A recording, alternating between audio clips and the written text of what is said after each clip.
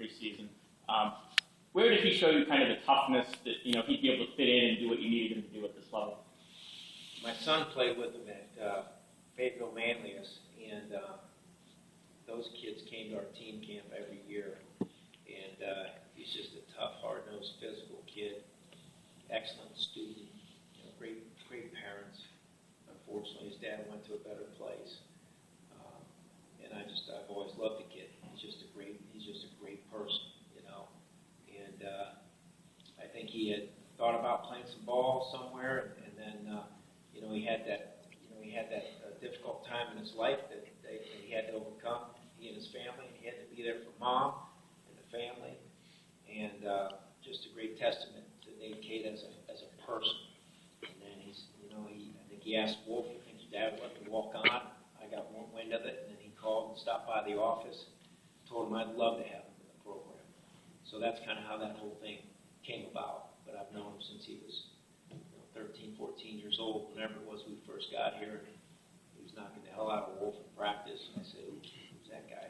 Does a nice job. So, he's got some limitations with some of his skill sets, but he's done a great job being a scout team player right now, both in the kicking game and on defense, and it's just great to have him in the family. Against Villanova, Hoppy Livers returned a punt against you guys. I know Riley didn't really give Central Michigan much of a chance to do that, but Will Likely is a pretty good return man from Maryland. What are you doing to prepare for him? And we have a good plan. We have to execute that plan. I wouldn't want to tell you anything more than that because I know you're for the Syracuse Orange this weekend as well. Mark? Coach, tell me a little bit about C.J. Brown. Is he like Robertson?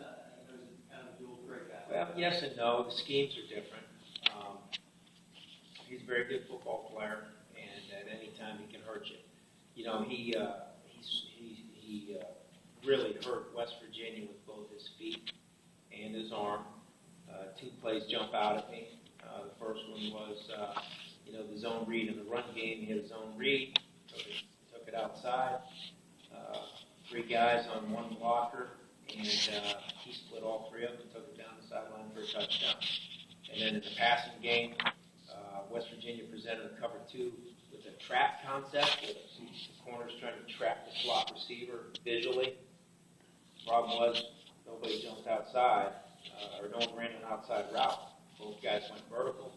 Two fast guys on one safety, not a good matchup. CJ threw it to the inside guy for a big touchdown, and you can't give them plays. When they're talented, they're going to earn plays. Make them earn all of them.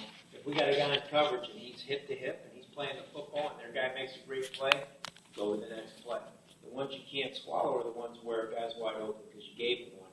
And CJ has done a nice job seeing mistakes on defense and delivering the football to the right guy. So we have to eliminate those mistakes, make them earn it, and play physical football with those skilled kids. Second game in 9 games, right? No break. How are you keeping your team healthy during this time? We're just worried about winning one game at a time. Can't worry about things I can't control. We're playing football the way we need to. When we practiced hard, we played hard. When we practiced physical, we played physical. When we haven't practiced physical, we didn't play physical. So, it is what it is. Let's go play football every day. Try to make good decisions in practice without taking away their edge. And we need to stay true to who we are. And there's a reason you play physical, you practice physical. So I don't know any other way. I remember Coach Mallory talking about that many, many years ago, and he said, I can't back off. We can't back off. It's who we are. And the minute I back off, we don't play the same. And I'll never forget that. Unfortunately, maybe I did for a few days here before that first one. Let's not talk about Villanova ever again. All right? I know I brought it up first. You guys can talk about it. Let's all agree never to talk about Villanova again. Can we shake on it? Brennan, we shake on it? Deal. Jesse? Even with some injuries from the line, you guys still have a lot of sacks this year. Is that a testament to what Joe Adams done this first year? Yep. Joe's done a really nice job with those kids. I think the scheme's been good. I think Joe's done a very good job with those guys. But you got to prove it again Saturday. So we'll have added dimensions, different looks, some talented guys on that front four with Maryland. Front three, front four, depending on what looks they're in. challenge in front of us, but hats off to what they've done so far, but let's not rest on our laurels. Nate? I have an inside baseball question on how you run practice. Do you dedicate a specific time? Wait, I'm in baseball? Well, What? not just like you dedicate like a specific time or day where you just scrimmage freshmen and get a good look at what they can do, or do they just kind of follow suit and mix in natural order? Yeah, it all depends on the team and where we're at. Have not done that this year. We do that in bowl practice situations. We've done it in the past on bye weeks.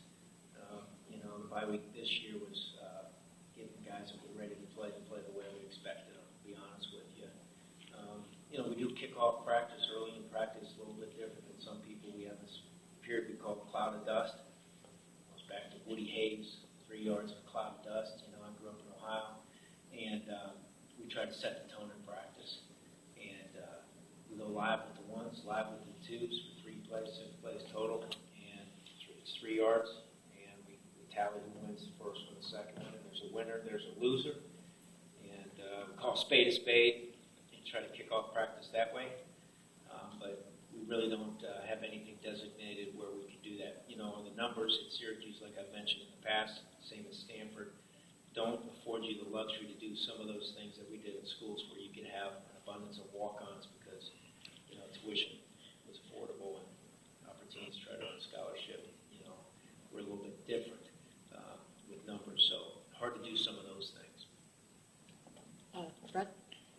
Scott, kind of following up on that, with Irv and Jamal Custis and a couple other freshmen getting on the field, how does that assist recruiting when, these guys are seeing that if you can contribute something, you're going to play?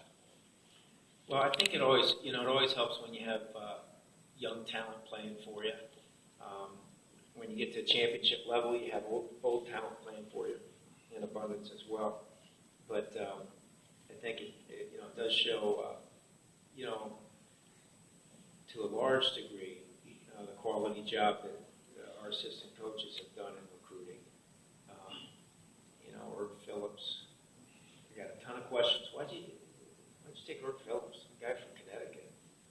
I said, well, there's another guy from Connecticut who's a pretty damn running back too here. And we watched the film and we loved him. We loved him. And his traffic was limited.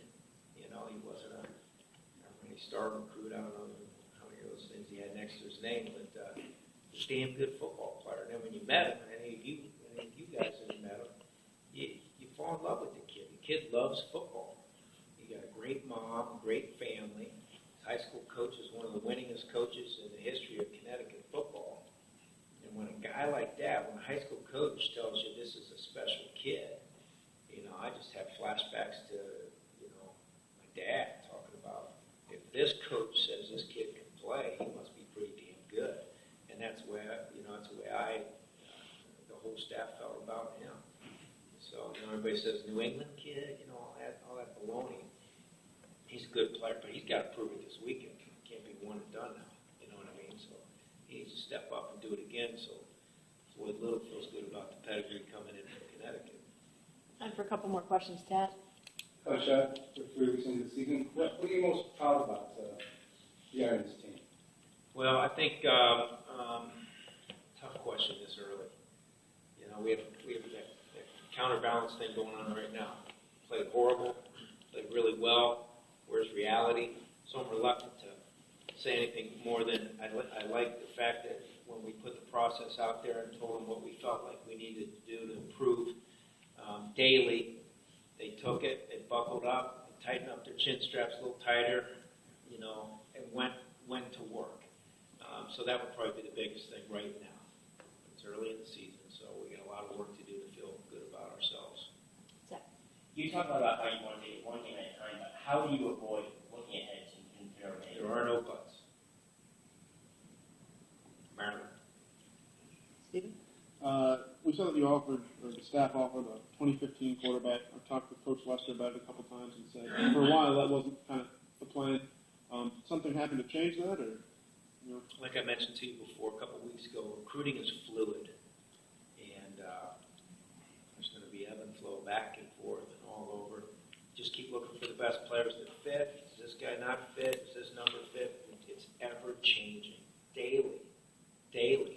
You know, there is no exact science to this thing other than what do we need now may change in 3 days. And let's be upfront and honest with where we're trying to get this thing, where the thing has to be numbers-wise at all the different positions. Because you start the season, you say, hey, we got all these great players at this position, and you get into camp and you say, oh, maybe we don't. Or maybe we have to move him inside, or maybe we have to move him outside, or maybe he's better at linebacker than he was here. So it's constantly changing. And that's why I don't have a lot of hair. I mean, it changes, the stress is there. Haven't gone grade too much yet, but I'm sure that day's coming as well. It just changes daily, Stephen. There are no exacts in this deal. It's different. There's not a waiver wire where you say, oh, we made a mistake, let's go get someone else. You got to live with what you have. And then you also have to say, who can help us elsewhere? All right, hey, we don't have enough wide receivers. Maybe a running back can go out there. We need another DB. Can Corey play corner? Yeah. All right, let's give him a shot. Pretty good move. Maybe a bad one. It's just ever changing, you know, and that whole process will tell you come February, that first Wednesday in February, how it all lands, you know. Anything else is, you know, to some degree, speculation as well, you know, because you're hearing it from all kinds of sources. There's only really, you know, one source, the source at Manly, that counts. You know, so we're going to try to make the best decisions and see if we can back up this class we had last year with another football class and make good decisions that are in the best interest of the team. So is there, sorry, I didn't mean to cut you off. Is there anything with the quarterbacks this year that you've seen that made you think maybe we can bring in another guy? I mean, just everything I said, you know, Okay. it's fluid. Yeah. I can't go any more That's fine. detail, Sure. you know. I think our last question from Mark. Coach, just going back to everything you said, you had kind of one off game and one go game. So what do you find out this week? What do you look forward to finding out this week about your team? I just want to see us be everything you guys are, you know what I'm going to say. I want to see us knock the hell out of people, play physical, take shots. If you miss, and turn it back to your buddy who can take the next shot. And get another guy there so he can take a shot. On offense, I want to see us play smart football. I want to see us run the ball. I don't care who has a great game at running back. We got 4 or 5 guys that I trust. Whoever gets the hot hand, feed him. Terrell, make good decisions. Let's take care of the football. Let's make sure that we're more physical than the other team. Simple as that. It's simple. Thanks, All right. Coach. Good. Appreciate it. Thanks, everybody. Appreciate you coming.